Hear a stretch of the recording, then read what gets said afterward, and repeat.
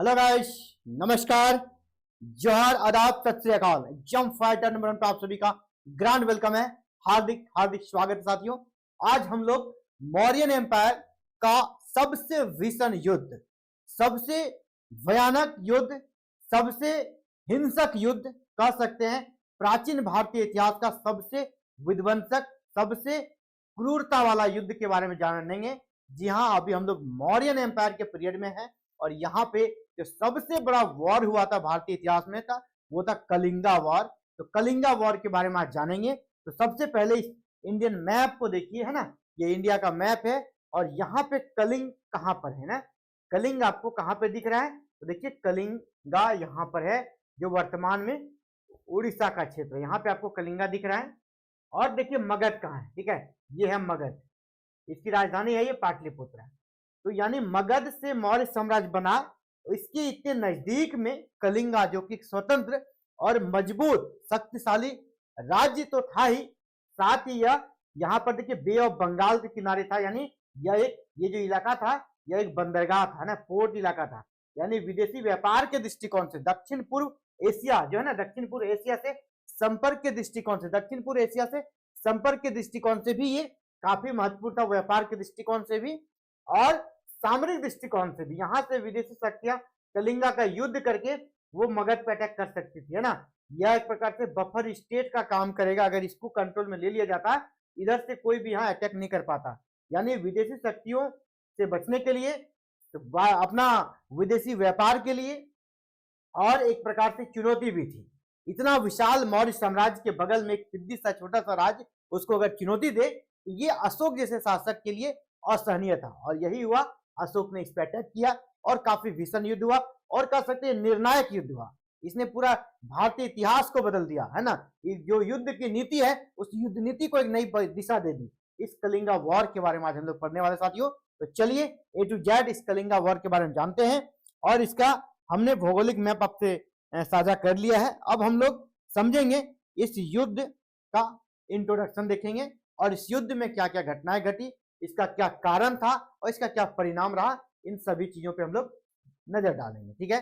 तो सबसे पहले कलिंगा युद्ध का परिचय देखते हैं। इंट्रोडक्शन ऑफ कलिंगा वॉर क्या है इसका। देखिए यह युद्ध प्राचीन भारत में लड़ा गया। प्राचीन भारत में कब? मौर्यन एम्पायर के दौरान लड़ा गया था। किसने लड़ा? जिसको कहते हैं अशोका द ग्रेट, यानी सम्राट अशोक ने लड़ा था। किससे लड़ा था? पूर्वी भारत। पूर्वी भारत में एक राज्य था जिसका नाम था कलिंगा, जिसका नाम था कलिंगा, जो वर्तमान में उड़ीसा और कुछ उत्तरी आंध्र प्रदेश तक इसका विस्तार था। कुछ उत्तरी आंध्र प्रदेश तक, उड़ीसा और आंध्र प्रदेश का कुछ हिस्सा को मिलाकर हमारा कलिंग राज्य बनता था, ठीक है। कहां पर था ये? वर्तमान उड़ीसा और आंध्र प्रदेश का उत्तरी इलाका, उस इलाके में आपका कलिंग राज्य था। इसी के बीच और मौर्य साम्राज्य के बीच, मौर्य साम्राज्य के शासक थे अशोक, इसके साथ और जो उस समय कलिंगा के शासक थे जिसका नाम था पद्मनाभन, ठीक है। क्या नाम था? पद्मनाभन। इसके बीच ये तो युद्ध के आरंभ में ही मारे गए, ठीक है, युद्ध के आरंभ में ही मारे गए, लेकिन जनता रोड पे आ गई, है ना। ये युद्ध शासक और शासकों के बीच नहीं रहा, ठीक है, ये युद्ध शासक और जनता के बीच आ गई, है ना। अब आम जनता भी रोड पे आ गई और कहा जाता है वहां कलिंगा राज्य के सभी पुरुष युद्ध में शामिल हुए और मारे गए। और एक प्रकार से कह सकते हैं कि जो पुरुष प्रजाति है उसका पूरी तरह खात्मा हो गया। तब महिलाएं आ गई, ठीक है। जो सैनिक मर गए, ये नहीं कि सैनिक मर गया तब युद्ध शांत हो गया, उसकी पत्नी निकल गई, उसके बच्चे निकल गए, यानी जन जन तक ये युद्ध की आग पहुंच चुकी थी। युद्ध रुकने का नाम ही नहीं ले रहा था। तो इस युद्ध का परिणाम क्या हुआ ये जानना जरूरी है।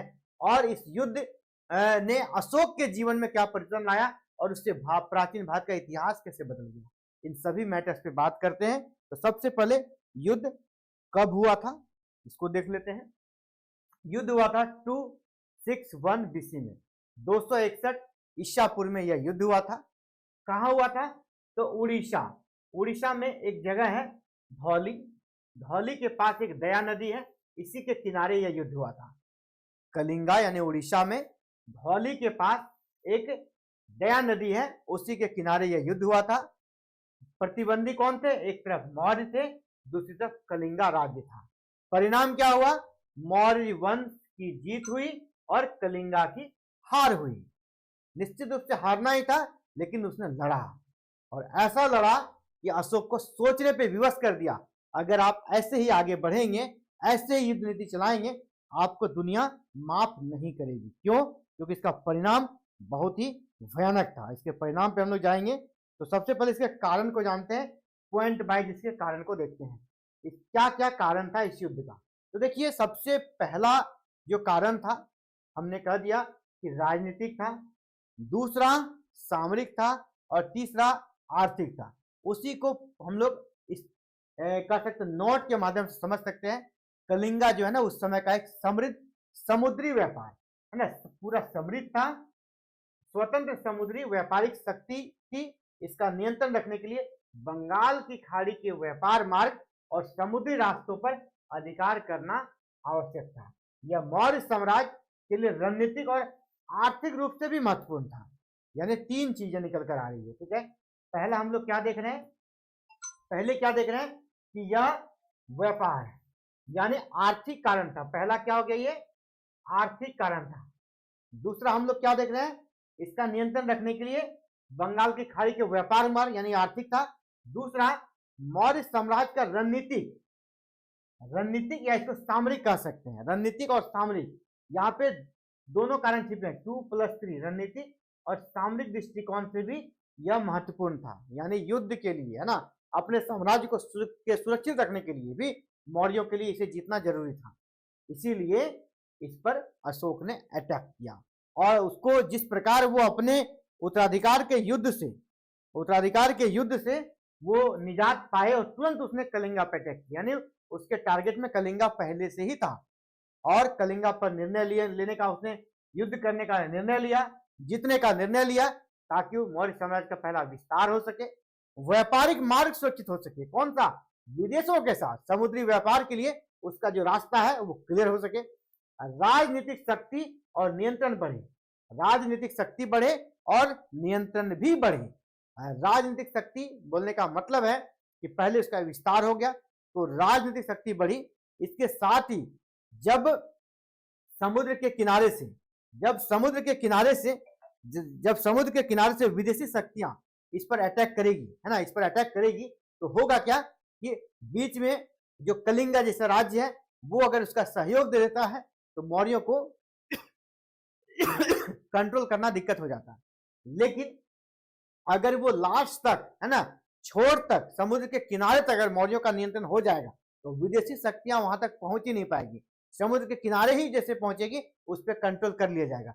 नहीं तो क्या होगा, वो भूमि पर आ जाएगी और कलिंगा राज्य का अगर उससे संरक्षण मिल गया तो फिर वो मौर्यों को दिक्कत कर सकता था। यानी उस पर नियंत्रण के लिए, अपनी राजनीतिक शक्ति बढ़ाने के लिए, अपने साम्राज्य को सुदृढ़ करने के लिए और कलिंगा पर नियंत्रण स्थापित करने के लिए उसको जीतना जरूरी था। इसीलिए उसने यह निर्णय लिया। ये तो रहा कारण। क्या कारण थे जीतने का? अब इस युद्ध का हम लोग डिटेल मेजर इवेंट को देखते हैं। ठीक है, इस युद्ध में आखिर क्या क्या घटनाएं घटी, A to Z इस युद्ध का एक एक इवेंट को हम लोग देखते हैं अब।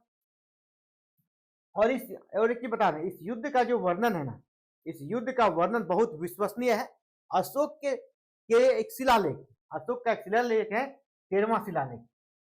ठीक है, अशोक का एक शिलालेख है 13वां शिलालेख, जो विस्तृत रूप से कलिंग युद्ध से जुड़ा हुआ है। उसमें पूरा डिटेल से इस युद्ध के बारे में वर्णन है, यानी पूरा प्रूफ के साथ इस युद्ध का वहां पे वर्णन आज भी है। ठीक है, तो मेजर इवेंट्स को देखते हैं बेस्ड ऑन दिस अभिलेख। ठीक है, इस अभिलेख के बेस पर बैटल लोकेशन कहां था? ये धौली कहां? दया नदी के पास, आज का उड़ीसा। तो यह कहां पर हुआ था? यह हुआ था बैटल जो हुआ था धौली में हुआ था, उड़ीसा में, दया नदी के किनारे। युद्ध क्या रहा? युद्ध बेहद खून खराबे वाला था और भारी जनहानि हुई। अशोक के शिलालेख से इसकी जानकारी मिलती है। अशोक के किस शिलालेख से? तो अशोक के 13वें शिलालेख से इसकी जानकारी मिलती है कि यह युद्ध कितना भयानक था। इसमें लिखा गया है, अशोक के 13वें शिलालेख में लिखा गया है, क्या लिखा गया है कि यहाँ पर 1,00,000 लोग मारे गए। इस युद्ध में 1,00,000 लोग मारे गए। उस 13वां शिलालेख में यह वर्णन है कि इस युद्ध में 1,00,000 लोग मारे गए। ठीक है, 1,50,000 लोग बंदी बनाए गए। 1,50,000 लोग बंदी बनाए गए और असमय ही कई और लोग घायल हुए और बेघर हुए, यानी विस्थापित हुए, घायल हुए और बेघर हुए, जिसका कोई अता पता नहीं था। ठीक है, वो कहां चले गए पता नहीं। और जो बगल में दया नदी था ना, दया नदी का पानी युद्ध के बाद रक्त से लाल हो गया। इसीलिए इतिहास में इस नदी को ब्लड रिवर के रूप में भी वर्णित किया गया है। यानी खून में जो भी सैनिक मर जाते थे उसका दाह संस्कार नहीं होता था, सीधे नदी में बहा दिया जाता था और नदी का पानी लाल हो गया।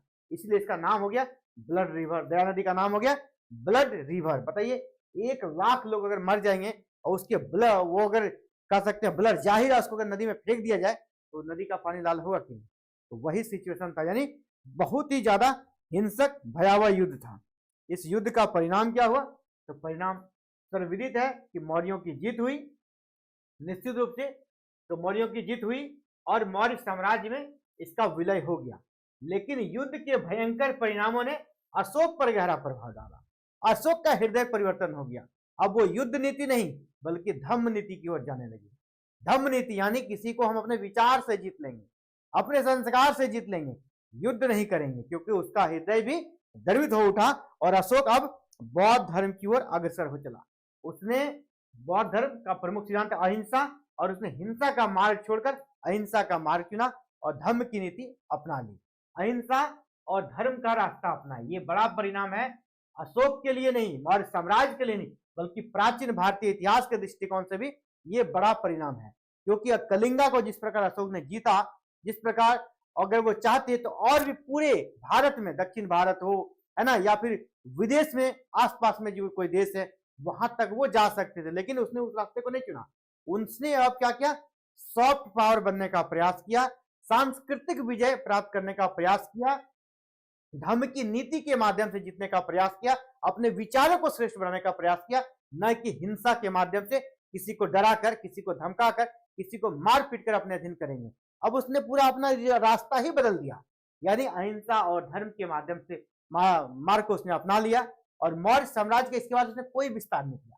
अशोक के काल का एकमात्र युद्ध है। अशोक के काल में सिर्फ और सिर्फ एक कलिंगा वॉर हुआ था। सिर्फ बताइए, कोई शासक सिर्फ एक युद्ध लड़ता है और आज तक वो अशोका द ग्रेट कहलाता है। क्यों? सिर्फ युद्ध जीतने से कोई शासक महान नहीं होता है। इसने लोगों का मन जीतने का प्रयास किया, लोगों का मस्तिष्क पर राज करने का प्रयास किया, इसीलिए अशोका द ग्रेट है। इसने धम्म नीति को अपनाया। उसमें उसके पास ये पावर था, है ना, उसके पास वो पावर था कि वो आगे बढ़ सकता था, अन्य शक्तियों को दबा सकता था, कुचल सकता था, लेकिन उसने उस रास्ते को नहीं चुना। उसने अहिंसा और न्याय, धर्म का मार्ग चुना, बौद्धिस्ट हो गया, बौद्ध धर्म को अपना लिया। ये प्राचीन भारतीय इतिहास में ऐसा, और इसके बाद किसी भी, है ना, देखा जाए किसी भी शासक ने इस प्रकार की नीति नहीं अपनाई। और उसने जो नीति अपनाई उसको इतिहास में धम्म विजय कहा जाता है। इसके बाद अशोक ने मौर्य समाज का विस्तार नहीं किया, बल्कि शांति, बौद्ध धर्म और न्याय नीति अपनाई, जिसे धम्म विजय कहा गया। बोला कि अब राज्य युद्ध विजय नहीं होगा, युद्ध की रणभेरी नहीं बजेगी, बल्कि धम्म विजय होगा। और उसने धर्म प्रचारक विदेशों में भी भेजे और अपने धर्म का प्रचार किया, अपने विचारों को फैलाया। इसका प्रभाव और ऐतिहासिक महत्व को देखेंगे। इस इंपॉर्टेंट क्या है, इसका इंपॉर्टेंस क्या है, इसको समझते हैं। यह अशोक के जीवन और शासन नीति से बड़ा था। ठीक है, यह अशोक के जीवन और शासन नीति में सबसे बड़ा मोड़ था। और अशोक का ही नहीं बोलेंगे, हम तो बोलेंगे भारतीय इतिहास के दृष्टिकोण से बड़ा मोड़ था। नहीं तो भारत का इतिहास का जो भौगोलिक पृष्ठभूमि है ना, उस समय चाहते थे लोग कुछ और कर सकते थे। युद्ध ने भारतीय इतिहास में धर्म और अहिंसा के संदेश को व्यापक रूप से फैलाया। यानी जो अहिंसा फैली, जो हिंसा फैली, उससे जिस प्रकार का रक्तपात हुआ, अशोक के हृदय को परिवर्तित कर दिया और धर्म और अहिंसा के मार्ग पर वो चलने लगे। और एक प्रकार से कह सकते हैं भारतीय इतिहास में धर्म और अहिंसा की नीति का संदेश फैला। इसके बाद अशोक ने कई स्थानों पर क्या किए? शिलालेख, स्तंभ लेख और धर्म प्रचार के दृष्टिकोण से वो चीजें अंकित कराई जिससे कि प्रजा का भला हो सके। अशोक ने इसके बाद कई स्थानों पर शिलालेख लिखवाए, स्तंभ लेख लिखवाए और धर्म प्रचार संदेश स्थापित किए और संदेश स्थापित ही नहीं किए बल्कि धर्म प्रचारक को विदेशों में भेजा। महिंद्रा, संघमित्रा, इन सबको श्रीलंका भेजा। अलग अलग जो विद्वान है उनको अलग अलग क्षेत्रों में भेजा। ठीक है, कलिंगा का भौगोलिक महत्व हमने देख ही लिया है। ठीक है, कलिंगा का भौगोलिक महत्व था इसीलिए उसने जीता था इसे। यानी समरी में हम इसको कह सकते हैं, कलिंगा वार का अगर समरी देखेंगे तो जो आपसे प्रश्न पूछा जाएगा सबसे पहले यह कब हुआ था ये पूछ लिया जाएगा। तो कलिंगा वार आपका हुआ कब था? 261 BC में। जगह कहाँ था? धौली। धौली में किस नदी के किनारे? तो दया नदी के किनारे। जीता किसने? मौर्य ने। तो ये आपका बहुत ही कह सकते हैं इंपॉर्टेंट सेशन है, छोटा सेशन है लेकिन एग्जाम के दृष्टिकोण से बहुत ही महत्वपूर्ण। ठीक है, एग्जाम के दृष्टिकोण से बहुत ही महत्वपूर्ण। हाँ, एक पूछा था कलिंग को जीतने के बाद जब अशोक का हृदय परिवर्तित हो गया तो क्या कलिंग को फिर से वापस कर दे? नहीं, अशोक ने वापस नहीं किया। कलिंग मौर्य साम्राज्य का ही अंश बना रहा, कलिंग मौर्य साम्राज्य का अंग ही बना रहा, लेकिन आगे उसने इस प्रकार का किसी पे अटैक नहीं किया। परिणाम मौर्य का विजय तो हुआ और लेकिन अशोक ने अहिंसा ग्रहण कर लिया। अब उसने हिंसा का रास्ता त्याग दिया, बौद्ध धर्म का प्रचार किया और अब वो अहिंसा के मार्ग पर चलने लगे और एक धम्म की नीति का उसने प्रचार किया। अब वो धम्म के रास्ते पर चलेंगे। तो साथियों, अभी जेट पेपर 2 की क्लासेस आपने देखी और इसी प्रकार अगर आप संपूर्ण पूरा कोर्स कंप्लीट क्लासेस चाहते हैं with PDF note, practice set और live classes, recorded classes, PDF note, practice set के साथ पूरा जो PSC जेट का 6% रिजल्ट आना है उसमें अगर अपना एक चीज बुक करना चाहते हैं, आज ही इस वीडियो के नीचे दिए गए हमारे ऐप के लिंक को क्लिक करें। ऐप का नाम है एग्जाम फाइटर नंबर 1। इस लिंक को क्लिक कीजिए, ऐप को डाउनलोड कीजिए क्योंकि ऐप पर जबरदस्त क्लासेस चल रही है। PDF नोट्स भी अवेलेबल मिलेगा, प्रैक्टिस सेट भी आपको मिल जाएगा। आप अगर चाहते हैं क्लासेस का लाभ लेना तो आप जल्दी से उस एग्जाम फाइटर नंबर 1 हमारे ऐप को डाउनलोड कर लें और ऐप पे क्लासेस लगातार चल रही है। ठीक है, आप अगर देखना चाहें तो चलिए, ये अगर आप ऐप डाउनलोड कर लेते हैं, ऐप पे आपको हमारे सारे कोर्सेज दिखने लगेंगे। इसमें से JPSC जेट पेपर 2 हिस्ट्री की क्लासेस में दिखाना चाहूंगा। यहाँ पे देखिए जेट पेपर 1 आपका यहाँ पे है JPSC जेट पेपर 1 की क्लासेस और यहाँ पर है जेट पेपर 2 हिस्ट्री की क्लासेस। आप जिसमें चाहे एडमिशन ले सकते हैं और क्लासेस का लाभ ले सकते हैं क्योंकि रिजल्ट आसान नहीं होने वाला है। आप अगर जेट का रिजल्ट आसान समझते तो आसान नहीं है क्योंकि जेटेट नहीं है जहाँ पे क्वालिफाइंग मार्क्स लाने के बाद आप पास कर जाएंगे। यहाँ क्वालिफाइंग मार्क्स का कोई मतलब नहीं है। यहाँ पे आपको पता है टोटल जो अप्लीकेंट होंगे उसके 6% ही रिजल्ट आने हैं। 6% रिजल्ट आना है मतलब अगर यहाँ पे कितने आवेदक आएंगे, अभी डाटा क्लियर नहीं हुआ है, होने दीजिए। मान लीजिए कि 2 लाख बच्चे अगर आवेदन करेंगे तो 2 लाख का 6% कितना होगा? 12,000। 12 के 12,000, इस 12,000 2 लाख में आपको 12,000 में आना है। 2 लाख में 12,000 में आना है, यानी मुकाबला बहुत टाइट होने वाला है। टाइट होने वाला है तो आपको राइट डिसीजन लेना पड़ेगा। टाइट सिचुएशन है तो राइट डिसीजन ही आपको आगे ले जाएगा और राइट डिसीजन यही होगा कि आप सिस्टमेटिक ढंग से पढ़ें, एग्जाम फाइटर नंबर ऐप को डाउनलोड करें और यहाँ से क्लासेस लें। इससे क्या होगा, आपको एक ही जगह live classes, recorded classes, PDF notes, practice everything मिल जाएगा और टू दी पॉइंट आपको तैयारी कराई जाएगी। सिलेबस का एक भी टॉपिक यहाँ से छूटा नहीं जाएगा, यानी क्वेश्चन जहां भी आएगा वहां उसे आप निशाना लगाएंगे। चलिए फिलहाल इस वीडियो में इतना ही। अगर आप चैनल पर नए तो सब्सक्राइब कर लीजिएगा, बेल आइकन को प्रेस करके ऑल बटन को भी क्लिक कर लीजिएगा। और हाँ, अगर ऐप को डाउनलोड करने के बाद आपको कोर्सेस लेने में कोई परेशानी हो इस नंबर से संपर्क कर लीजिएगा 7541840154। इस नंबर पे कॉल कर लीजिएगा, आपको कोर्सेस की डिटेल जानकारी मिल जाएगी। एडमिशन लेने में कहीं दिक्कत हो तो सारी सुविधाएं आपको मिल जाएगी। फिलहाल इस वीडियो में इतना साथियों, थैंक यू। जय हिंद, जय भारत, जय झारखंड।